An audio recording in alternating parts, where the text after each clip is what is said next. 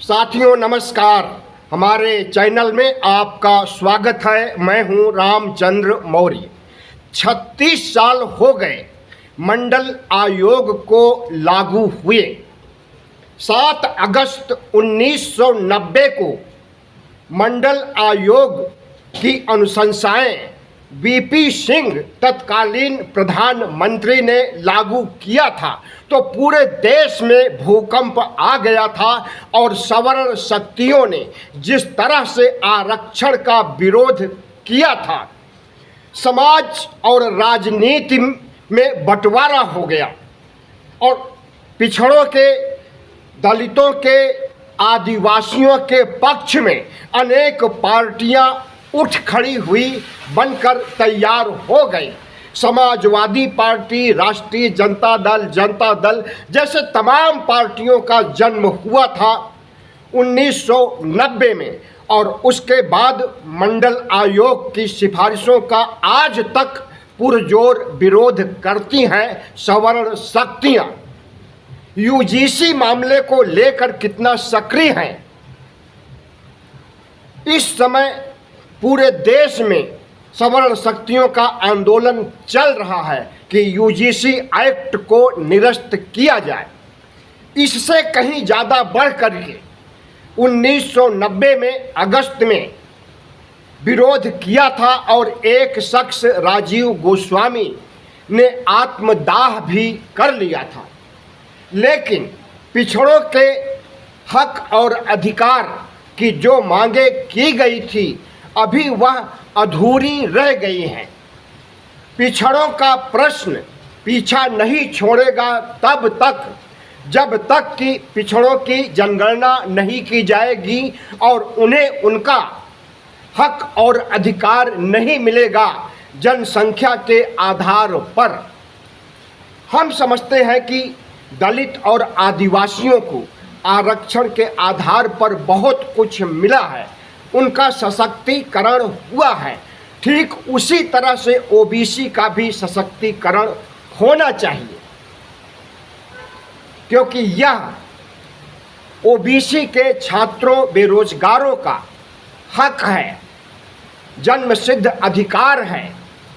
नौकरियां प्राप्त करना, शिक्षा प्राप्त करने के लिए तमाम संस्थानों, विश्वविद्यालयों में एडमिशन में आरक्षण, हर जगह आरक्षण, यहाँ तक कि विधायक और सांसद की सीटों पर भी ओबीसी को भी हक मिलना चाहिए जैसे दलित समाज को मिलता है। तो इसके लिए हमें लड़ाई लड़नी पड़ेगी। 36 सालों से लड़ाई लड़ी जा रही है। काफ़ी हद तक जंग जीता जा चुका है, लेकिन अभी तक पिछड़ों की गणना तक नहीं हो पाई है।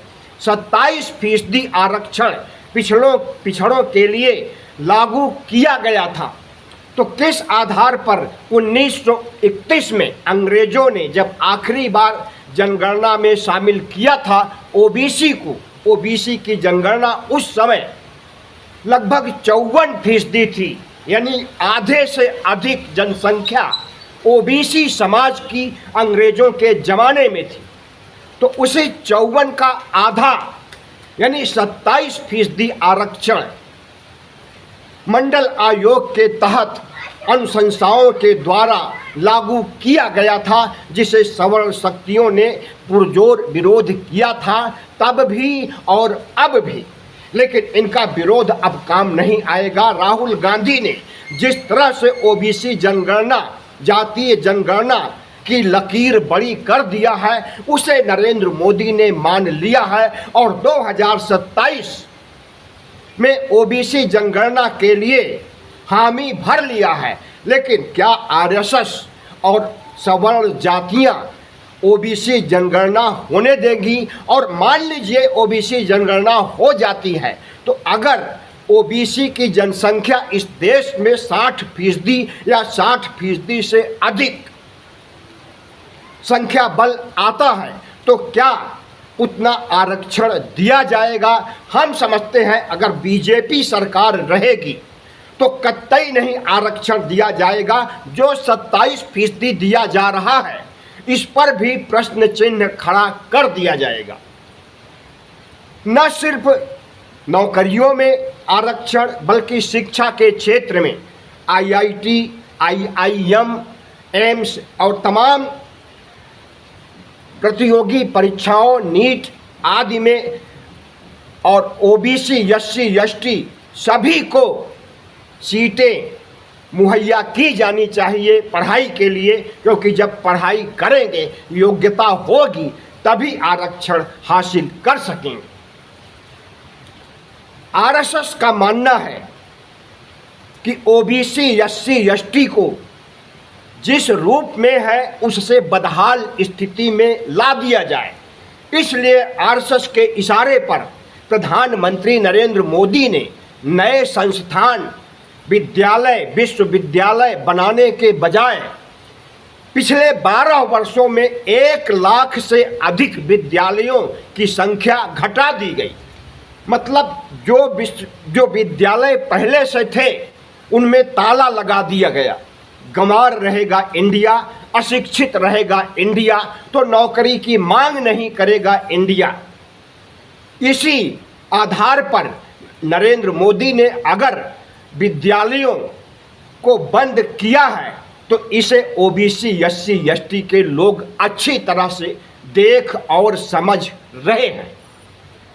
हम समझते हैं प्रधानमंत्री नरेंद्र मोदी को स्वतः संज्ञान लेकर के OBC आरक्षण, OBC हक अधिकार और OBC जनगणना में जो गतिरोध उत्पन्न हुआ है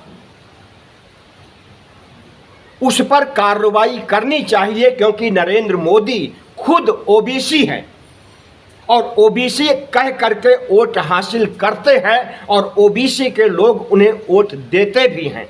लेकिन अब नरेंद्र मोदी के चाल चरित्र चेहरे को इस देश के OBC लोगों ने अच्छी तरह से पहचान लिया है कि यह OBC समाज नहीं बल्कि RSS के विचारधारा को लागू करते हैं और 35-40 साल तक नरेंद्र मोदी RSS के प्रचारक रहे हैं, तो RSS की बातें मानते हैं और OBC, SC, ST के हक और अधिकार, उनके सम्मान के लिए नरेंद्र मोदी के दिल दिमाग में कोई भी जगह नहीं है। हमें लगता है कि नरेंद्र मोदी सरकार के बुरे दिन आ चुके हैं। उसमें OBC आंदोलन आखिरी कील ठोकने जा रहा है। अगर नरेंद्र मोदी जातीय गणना 2027 में नहीं कराते हैं तो संपूर्ण OBC समाज नरेंद्र मोदी के खिलाफ खड़ा हो जाएगा और 2029 में धूल चाटने के लिए नरेंद्र मोदी को मजबूर कर देगा। यानी मोदी सत्ता उखाड़ फेंकेगा और पिछड़ों के हिमायती, पिछड़ों की जातीय गणना, पिछड़ों के हक अधिकार को आगे बढ़ाने वाले, पिछड़ों के लिए बड़ी लकीर खींचने वाले राहुल गांधी को सपोर्ट करेगा OBC समाज। तो अब देखना है कि प्रधानमंत्री नरेंद्र मोदी OBC हक अधिकार को बहाल करते हैं, OBC जनगणना सुचारू रूप से कराते हैं या नहीं। रोस्टर प्रणाली को जल्द से जल्द लागू किया जाए और नौकरियों में प्रमोशन के लिए भी मंडल आयोग की अनुशंसाओं के तहत आरक्षण मिलना चाहिए OBC को भी, जैसे दलित और आदिवासी समाज को मिल रहा है। धन्यवाद। वीडियो अच्छा लगा हो तो चैनल को सब्सक्राइब कीजिए, लाइक कीजिए और शेयर कीजिए।